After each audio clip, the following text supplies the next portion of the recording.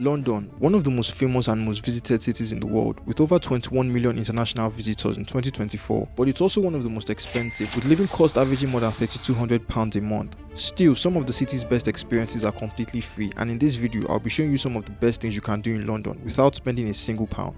Here are the rules. I can't spend any money, I can't include retail spaces like markets or shops where I might have to spend money, and I'm only restricted to zones 1 to 3 for easy transportation. Now let's get on with the video.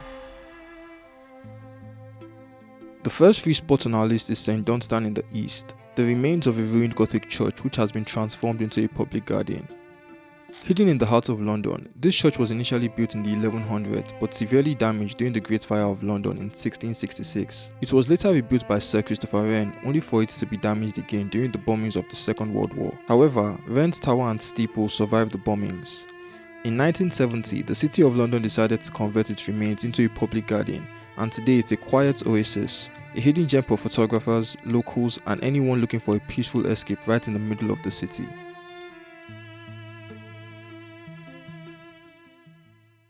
Okay, so as expected, this place is, like any public building, you expect to find a lot of people here. I'm sure I came probably during one of the peak hours. People typically come here to eat their lunch. It's not as crowded as some of the other free tourist spots. I really think it's a pretty cool spot if you like nature, if you like architecture and history. So yeah, I don't think it's quite a bad spot to actually come to if you're in London. So basically, I just find the juxtaposition of such an old historical building like this and a more modern building like the Fenchurch building, which I'm going to be going to next, and it's literally just here, I can see it, and I just find it really cool, like how you have an old piece of architecture and within 5 minutes distance you have a new, more modern, sort of futuristic piece of architecture, and I just think that's really neat to look at. Yeah, that was St. Dunstan in the east. Dunstan, I don't know if I'm pronouncing it right. But yeah, it wasn't too bad. It's a great place to go to read a book, have lunch, whatnot. But yeah, up next I'm going to be going to the Fenchurch building, which is just 5 minutes away. And yeah, we'll see how that goes. Alright, so when you get here, you actually get a 360 panoramic view of the city, which in my opinion actually offers better views than the London Eye. So if you're coming to London for the first time, I'd suggest you completely skip the London Eye because that costs about £30 and this is totally free. The difficult part is actually finding tickets because the first few times I went to their website, there were no ticket slots available. I had to wait for about a week before I was able to book a ticket, and I had to book it 3 weeks in advance. So if you're serious about visiting the Sky Garden, you're going to have to check their website every day, and you're also going to have to book your ticket at least 3 weeks in advance. In case you're wondering why it's called the Sky Garden, it's because it's a garden and we're in the sky.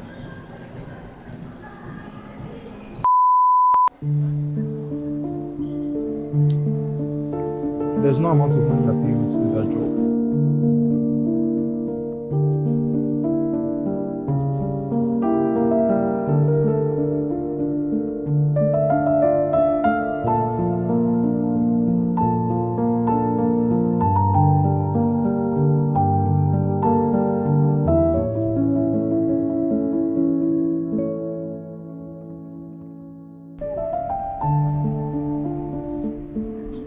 If you actually do manage to get tickets to the Sky Garden, I do think it's really worth it and I'll definitely be going again. So next up we have the Southbank walk, which is basically just a walk by the south bank of the River Thames.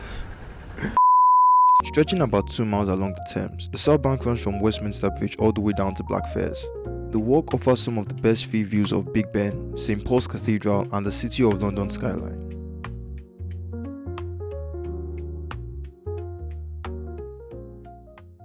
So I'm currently by the Southbank walk, and yeah, I think this is also a place that is worth coming to.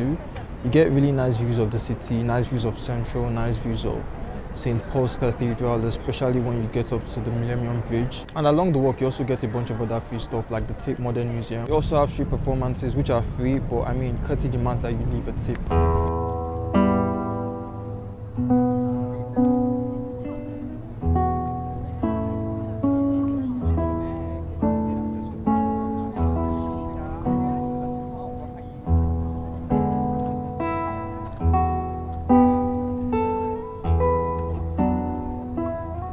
Okay, so up next I'm going to be going to Angel Comedy Club, which is a comedy club in North London who offer free comedy shows every day from 8 p.m.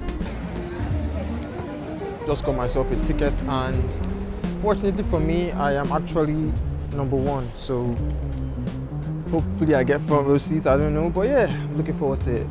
Hello, welcome. Hello. I don't think it's a shit baby name, by the way. I think it's quite a nice baby name. The baby's name was Little Baby Roy.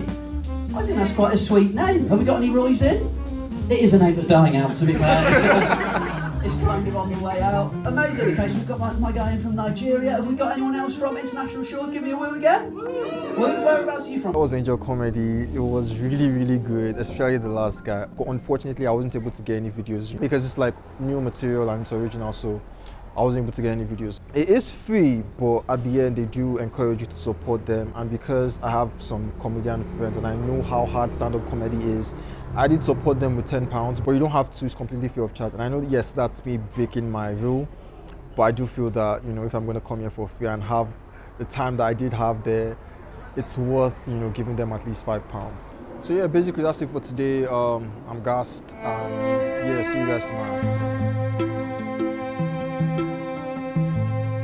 So the National Maritime Museum is actually the largest maritime museum in the world. It covers Britain's naval history, exploration, and age of empire. The museum features notable exhibits like Nelson's uniform in the Battle of Trafalgar, ship models, maps, and even relics from the Titanic. Located in the heart of Greenwich, the museum was opened in 1937 by King George VI and forms part of the Royal Museums Greenwich, which includes the Queen's House, Royal Observatory, and Cutty-Sark. It boasts a collection of over 2 million objects, from ship models and navigational instruments to maritime art and historical artifacts. The museum is not only a celebration of Britain's past, but it's also a window into global exploration, trade, and naval history.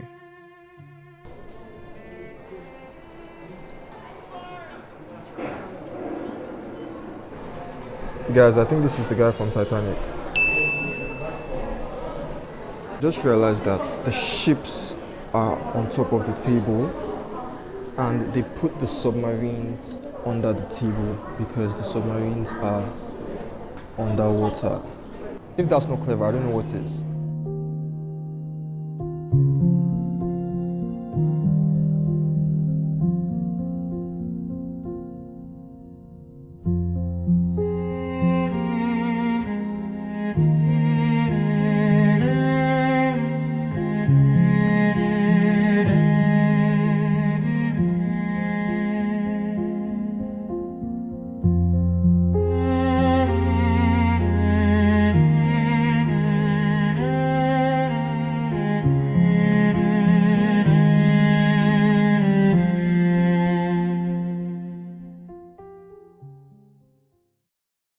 So the museum is really massive and rich in history, and it's also definitely deserving of its own full-length video, but I'm sure there are tons of those already on YouTube. And I'll suggest you spare at least 2 to 3 hours if you want to tour the entire museum. It's pretty rich, and I recommend if you're a fan of naval history or just history. And if you visit the National Maritime Museum, you might as well check out the Greenwich Park and Observatory Hill, the next free stop on the agenda. Greenwich Park covers 183 acres, making it one of London's largest royal parks, and it's also the oldest enclosed royal park, dating back to 1433, when it was first fenced by Henry VI. The park was originally a royal hunting ground, but today it forms part of the Greenwich Maritime World Heritage Site, along with the Royal Observatory, the Queen's House, and the Old Royal Naval College. The highlight of the park is Observatory Hill, which rises about 47 meters above sea level and offers some of the best panoramic views of the London skyline. The hill is also home to the Prime Meridian, or 0 degrees longitude, the line that divides the globe into eastern and western hemispheres. The climb is a little steep, but trust me, the view at the top is absolutely worth it. I'm currently on top of the Observatory Hill, where you get stunning views of the city, especially Canary Wharf, central London, the O2 and the Queen's House. If you want, you can actually purchase tickets to the Royal Observatory, which cost about £24 for an adult, where you can step on the Prime Meridian.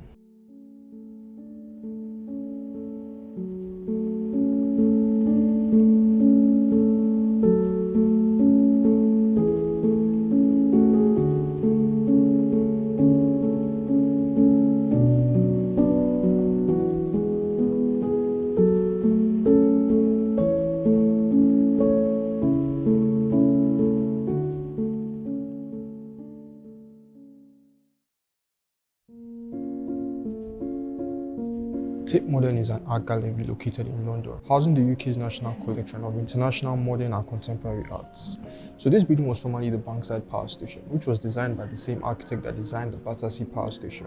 It was converted to an art gallery in 2000.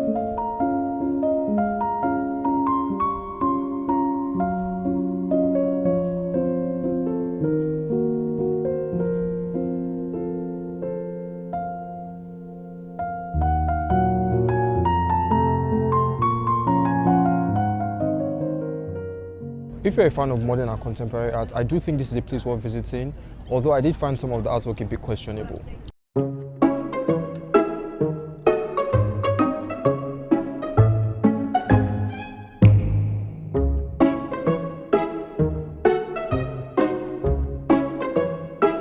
Or maybe I just don't get it and I don't understand modern art. Again, if you're coming here, I would recommend 1 to 2 hours if you really want to go around all the exhibitions. Generally speaking, most exhibitions were free, but there were 1 or 2 exhibitions that required a membership to actually see the artwork inside. Right, so next up, I'm going to be ending the day at Primrose Hill, so hopefully I get some nice views of the city from there as well. So yeah.